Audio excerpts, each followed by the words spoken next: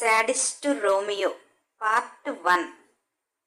వసుంధర కొడుకు స్పృహలో లేడు అని వజ్జు అని ఏడుస్తూ చెంపలు తడుతుంది. వసుంధర ఏడుస్తుంటే భరద్వాజ్ తట్టుకోలేకపోతున్నాడు. అతనికి కొడుకంటే పంచప్రాణాలు, భార్య అంటే అతని ప్రాణమే ఆమె. వసుంధర ఏడుస్తూ కొడుకు బెడ్పై ఉంటే భరద్వాజ్ మగవాడు, భార్యలా కన్నీళ్లు పెట్టుకోలేడు. కానీ ఆ బాధని కోపంగా మార్చి భాస్కర్ అని గట్టిగా గాండ్రించాడు.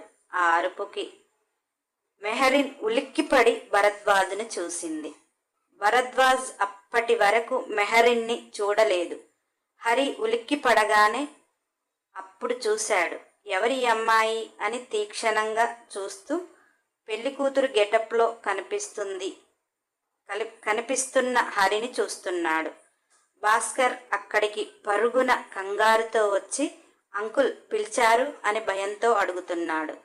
భరద్వాజ్ భాస్కర్తో ఏమైంది విరాట్కి అని ఇల్లు దద్దరిల్లిపోయేలా అరిచాడు. హరిని పొగరుగా కోపంగా ఏం కావాలి మీకు? ఆ బెడ్ మీద పడినవాడు మీకేమవుతాడో నాకు తెలియదు, కానీ వాడిని నేనే నెట్టేస్తే బెడ్ ఎడ్జికి తగిలి అలా పడిపోయాడు. ఉన్నాడా పోయాడా అని అంటుంటే భరద్వాజ్ హరిని కొట్టడానికి చెయ్యి చాలా ఫోర్స్గా లేపాడు. హరి కూడా అంత ఫోర్స్గా చెయ్యి భరద్వాజ్పై లేవబోతే భాస్కర్ అంకుల్ మన తప్పు పెట్టుకొని ఆడపిల్ల మీద చెయ్యి లేపటం కరెక్ట్ కాదు అన్నాడు. భరద్వాజ్ లేపిన చెయ్యిని గట్టిగా పిడికిలి బిగిస్తూ రే భాస్కర్, విరాట్ నా కొడుకు, ఎలాంటి వాడో నీకు తెలుసు, నాకు తెలుసు. వాడి జీవితంలో భూతద్దం పెట్టి వెతికినా కానీ చిన్న తప్పు చేయడు, ఎవరికి అపకారం చేయడు. అటువంటిది ఒక ఆడపిల్ల వాడిని కొట్టే అంత పరిస్థితి నేను నమ్మను. విరాట్ తప్పు చేశాడు అంటే అని కోపంగా అరుస్తుంటే భాస్కర్ మౌనంగా తలవంచాడు. హరి ఓ అతగాడు నీ పుత్రరత్నమా? ఏంటి నీ కొడుకు జీవితంలో భూతద్దం పెట్టి వెతికినా కానీ చిన్న మిస్టేక్ కనిపించదు. వాడొక వెధవ, వాడొక రోగు. వాడేం చేశాడో తెలుసా? పెళ్లి మండపంలో నేను నా బావని అంగరంగ వైభవంగా పెళ్లి చేసుకోవటానికి ఆనందంగా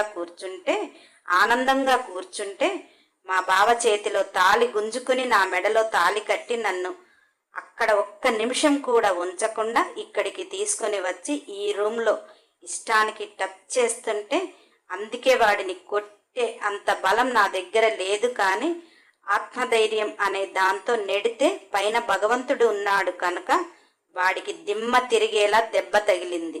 ఉన్నాడో పోయాడో డాక్టర్ని పిలిపించండి అని కోపంగా అన్నది. వసుంధర భరద్వాజ్ హరి చెప్పేది వింటుంటే ఎట్టి పరిస్థితిలో విరాట్ అలా చేయడు. విరాట్ కోరుకుంటే తల్లిదండ్రులుగా వారు ఎప్పుడు ఏదీ కాదనలేదు. విరాట్ ఎవరిని ప్రేమించలేదు, ఎందుకంటే దానికి సాక్ష్యం భాస్కర్. వసుంధర భరద్వాజ్ కొడుకు లవ్లో పడితే ఆ పిల్లని బంగారంలా చూసుకోవాలి. కొడుకుకు అమ్మాయి నచ్చాలే కానీ కోట్లు పెట్టి కొంటారు లేదా కాళ్ళు పట్టుకొని అడుగుతారు. అంత ఇష్టం కొడుకంటే. ఎవరిని ప్రేమించని కొడుకు ఎంత వెతికినా చిన్న మిస్టేక్ లైఫ్లో కానీ బిజినెస్లో కానీ చెయ్యని విరాట్ ముక్కు ముఖం తెలియని అమ్మాయి మెడలో తాళి కట్టి తీసుకుని రావటం ఆ తల్లిదండ్రులు వింటుంది అంతా అబద్ధం అనిపిస్తుంది. కానీ సాక్ష్యంగా హరి పెళ్లి బట్టల్లో కనిపిస్తుంది. భాస్కర్ తల వంచాడు. విరాట్ని సరదాగా ఎవరైనా ఒక్క మాట అన్నా కానీ భరద్వాజ్ విరాట్ నవ్వుతూ వద్దురా అన్నా కానీ భాస్కర్ వాళ్ళని కొట్టే అంత పని చేస్తాడు. అటువంటి భాస్కర్ తల వంచుకున్నాడు అంటే అప్పటి వరకే గుండె గట్టిగా ఉన్న భరద్వాజ్ది వనకటం మొదలు పెట్టింది. నా కొడుకు గోల్డ్ అని అందరూ అతను గొప్పగా తండ్రిగా చెప్పకపోయినా పక్కన వాళ్ళు నీ కొడుకు గోల్డ్ కాదు డైమండ్ అని 1000 నోళ్ల పొగిడిన విరాట్ తప్పు చేస్తాడు అంటే ఆ తండ్రి మనసు అస్సలు ఒప్పుకోవటం లేదు. పెద్ద పెద్ద బిజినెస్ మ్యాగ్నెట్సే మేము పిల్లనిస్తాము అని క్యూ కడుతుంటే మా అమ్మ మా నాన్నకు నచ్చితే నాకు నచ్చినట్టే అనే మనస్తత్వం విరాట్ది. భరద్వాజ్ వసుంధర వాడి మనసును గెలుచుకున్న భార్య అయితే విరాట్ లైఫ్ బాగుంటుంది అని కొడుకు ఏ అమ్మాయిని చెప్తాడా అని 1000 కనులతో చూస్తున్న వాళ్లకు హరిని ఎవరో కూడా తెలియదు. ఎప్పుడూ కూడా చూడను కూడా చూడలేదు.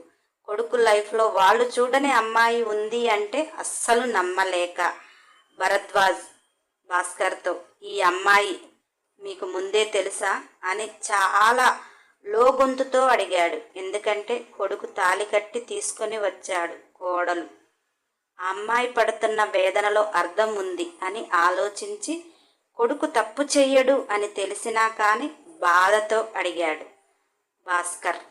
వాడు కూడా ఆమెను ఫస్ట్ టైం చూడటం, సడన్గా తాళి కట్టడం. నాకు కూడా అక్కడ ఏమీ అర్థం కాలేదు అంకుల్. వాడు కూడా ఆ అమ్మాయిని ఏ రోజు చూడలేదు. ఎందుకంటే నాకు తెలియని లైఫ్ వాడి జీవితంలో డే అండ్ నైట్లో కూడా లేదు. మేమిద్దరం కారులో వెళ్తుంటే విరాట్ సడన్గా వాళ్ళ పెళ్లి ఫ్లెక్సీలో అమ్మాయిని చూసి సడన్గా కారు ఆపాడు. పరుగున మండపంలోకి పరుగులు పెట్టాడు. నేను వాడితోటి వెళ్ళాను అని భాస్కర్ అన్నాడు. ఇంతలో డాక్టర్ వచ్చాడు. భాస్కర్ ఫోన్ చేయటం వల్ల భాస్కర్కి విరాట్ హరిణిని రూమ్లోకి తీసుకుని వెళుతుంటే హరిణి విరాట్ పెనుగులాట చూసి డోర్ దగ్గర ఆగిపోయాడు. హరి కోపంతో ఉక్రోషంతో విరాట్ని బలంగా నెట్టివేసింది. సడన్గా విరాట్ బెడ్ ఎడ్జికి తగలటం వల్ల, భాస్కర్ గట్టిగా అరవటం వల్ల వసుంధర భరద్వాజ్ అక్కడికి వచ్చారు. భాస్కర్ వెళ్ళి డాక్టర్కి ఫోన్ చేశాడు. భరద్వాజ్ గట్టిగా అరిస్తే మళ్ళీ వచ్చాడు. డాక్టర్ విరాట్ని చూసి వజ్జుని చూసి, కొద్దిగా హెడ్కి ఫోర్స్గా దెబ్బ తగిలింది, స్పృహ తప్పాడు, ఒక్క పావు గంటలో స్పృహలోకి వస్తాడు, కంగారేమీ లేదు అని చాలా బాధగా చెప్పాడు. ఎందుకంటే డాక్టర్కి విరాట్ గురించి తెలుసు. చీమకి కూడా అపకారం చెయ్యని మనిషి. అక్కడ సిచ్యువేషన్ అర్థం చేసుకున్నాడు. కానీ విరాట్ అలాంటి వాడు కాదు. ఆ పరిస్థితి విరాట్ కంటే తట్టుకోలేకపోతున్నాడు. అలా కాస్త స్పృహలోకి వచ్చిన విరాట్ మొదటిగా హరిని చూశాడు. ఒక్కటే సెకండ్లో లేచి తన మనసులో ఏమి ఆలోచించాడో తెలియదు కానీ హరిని గట్టిగా జబ్బ పట్టుకుని లాక్కొని వెళుతున్నాడు. భరద్వాజ్ బిజినెస్ వరల్డ్లో తొక్కుకుంటూ తోసుకుంటూ కాదు వెళ్ళటం, అందరినీ కలుపుకుంటూ ఎదగాలి అని కొత్త పాఠాలు చెప్పిన నా కొడుకు. ఏ తండ్రైనా పుత్రుడు జన్మించినప్పుడు కాదు, వాడు గొప్పగా ఉన్నప్పుడు ఆ తండ్రి ఆనందం వర్ణనాతీతం అంటూ బిజినెస్ వరల్డ్లోనే నీ కొడుకు వజ్రం లాంటి వాడు అని మీరు విరాట్ అని పేరు పెట్టారు. కానీ విరాట్ వజ్రు అని నీకొక ట్యాగ్ తగిలించి, చందమామకైన మచ్చ ఉంటుందేమో కానీ నీ కొడుక్కి మచ్చలేదు అనేలా పెరిగిన నువ్వేనా నానా ఒక ఆడపిల్ల మనసు తెలుసుకోకుండా తాళి కట్టింది అన్నాడు. విరాట్ మౌనంగా ఉన్నాడు. వసుంధర, వజ్జు ఏంటి నాన్న ఇదంతా? ప్రతి స్త్రీలో తల్లిని చెల్లిని చూశావు. నీకోసం పడి చచ్చిన అమ్మాయిలకు ఆడపిల్ల సుఖంగా ఉండాలి అంటే మీరు ప్రేమిస్తే మీరు సుఖంగా ఉండరు.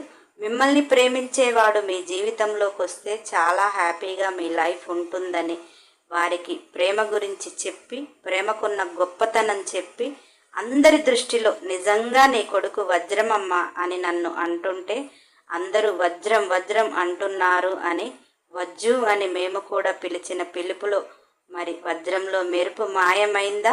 దాని విలువ తగ్గదు కదా నానా అని బాధగా అన్నది.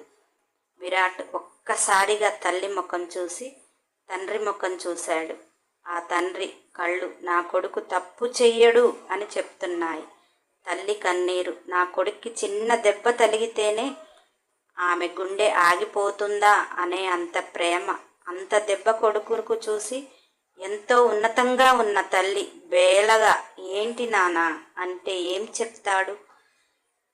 విరాట్ భారంగా శ్వాస తీసుకుని, వీలైతే క్షమించండి, మీ పెంపకంలో నేను ఇలా పెరగలేదు, కానీ నాకు చెప్పుకోలేని ఒక బాధ అని గుండె చూపిస్తూ, చెప్పినా కానీ అర్థం కాని బాధ అని భాస్కర్ని చూస్తూ, మీ ఎవ్వరికీ తెలియని ఒక జీవితం, నేను చెప్పుకోలేని ఒక జీవితం, నా ఊహా ప్రపంచం అని హరిని చూపిస్తూ ఆమెను నిజంగా నేను నా జీవితంలో చూస్తాను అనుకోలేదు. ఆమెను చూసిన నా కళ్ళు నిమిషం లేట్ చేస్తే ఆమె వేరొకరి భార్య అవుతుంది అని. లైఫ్లో తప్పు చేశానో ఒప్పు చేశానో తెలియదు, కానీ కరెక్ట్ టయానికి కరెక్ట్ నిర్ణయం తీసుకునే నేను కరెక్ట్గానే తీసుకున్నాను అనుకుంటున్నాను.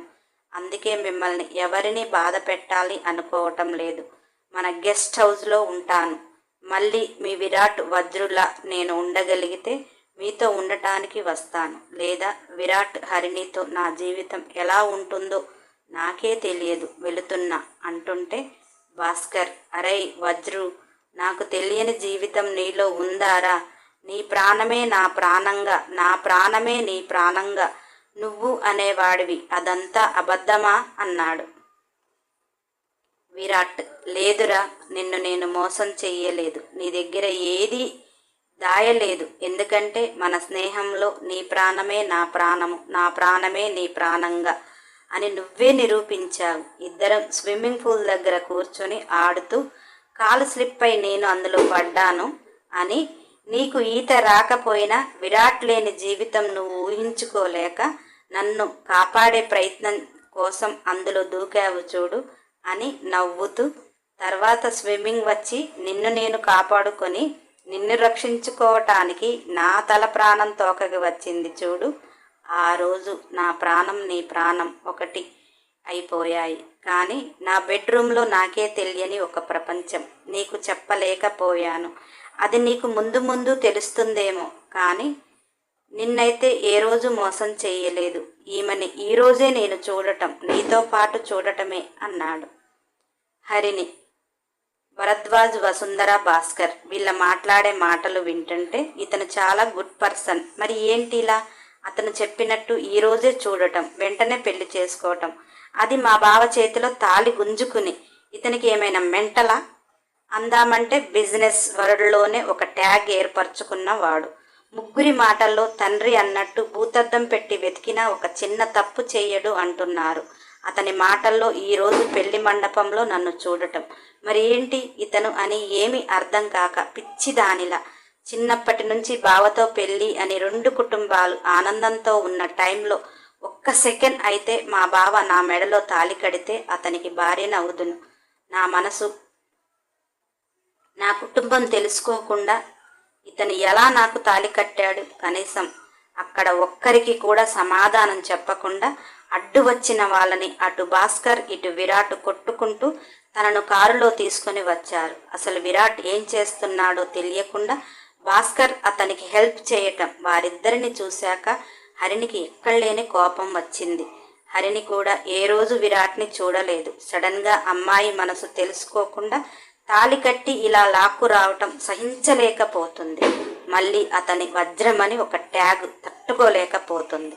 విరాట్ భాస్కర్కి చెప్పి ముందుకు కదులుతుంటే భాస్కర్, నేను వస్తారా నీతోటి అన్నాడు. విరాట్ నవ్వుతూ, అరే పిచ్చి, ఇప్పుడు నీ ఫ్రెండ్కి పెళ్ళయింది, పెళ్ళాం వచ్చింది, నువ్వు మా మధ్యకి రాకూడదు, ఆ మాత్రం మేనర్స్ లేదు నీకు అంటూ హరిణిని గుంజుకుని వచ్చి కార్ని రిమోట్ తోటే ఆపరేట్ చేస్తూ ఫ్రంట్ సీట్లో ఓపెన్ చేసి హరిని అందులో విసిరినట్టుగా కూర్చోబెట్టి తాను డ్రైవింగ్ సీట్లో కూర్చున్నాడు. విరాట్ డ్రైవ్ చేస్తూ, నా పేరేంటో తెలుసా అన్నాడు. హరి కోపంగా, ఇంట్లో నీ భజన బాగానే చేశారు కదా. విరాట్, మీ పేరుకు తగినట్టు మీరు బాగా స్ట్రాంగ్. ఆ స్ట్రాంగ్నెస్ మీరు నాపై చూపించాలని చూస్తున్నారు. అక్కడ మండపం దగ్గర అందరినీ కొట్టిన విధానంలో మీరెంత స్ట్రాంగో బాగా అర్థమైంది. ఈరోజు మీరు మీ బాడీ ఫిట్నెస్ని ఉపయోగించారు, నన్ను లాక్కొచ్చారు. రేపు మా డాడీ, నా బావ వాళ్ళ బ్రెయిన్ని ఉపయోగించి నిన్నేం చేస్తారు అది ముందు చూసుకో అని పొగ్గరుగా అన్నది. Virat, so nice, you are so beautiful అని తన లెఫ్ట్ హ్యాండ్తో హరిణి కింది పెదవని గుంజి గాల్లో కిస్ చేశాడు. హరిణి కోపంగా చెయ్యి విసిరికొట్టి, చి వెదవ, మీ అమ్మ ఆడదానిలో అమ్మని చెల్లిని చూసావని గొప్పగా చెప్తుంది. నువ్వు చేసే పనులు ఇంత నీచంగా ఉన్నాయో తెలుసా? ఒక అమ్మాయి మనసు తెలుసుకోకుండా ఆ అమ్మాయిని టచ్ చేస్తుంటే నాకెంత ఇరిటేషన్ వస్తుందంటే నీకులా నేను స్ట్రాంగ్ అయితే పిచ్చి కొట్టుడు కొడుదును అని కోపంగా అంటుంది. విరాట్ నవ్వుతూ, కొట్టు బేబీ, నువ్వు కొట్టినా నేను అడ్డు చెప్పను. కానీ నీ పేరేంటి? మెహరీ. మీ అమ్మ బాబు ఇక్కడ వాళ్లేనా అని అన్నాడు. హరి, నాన్న ఇండియన్, అమ్మ టర్కీ అనగానే విరాట్, ఓ, అత్తగారు మామగారిని లవ్ చేసి ఆ ప్రేమకు గుర్తు నువ్వని మెహరీ అని అత్తగారు పెట్టారా అని అంటుంటే హరి కోపంగా, ప్రేమకు అర్థం తెలుసా నీకు? మా అమ్మ మా నాన్న ఒకటి కావటానికి చాలా ఫేస్ చేశారు.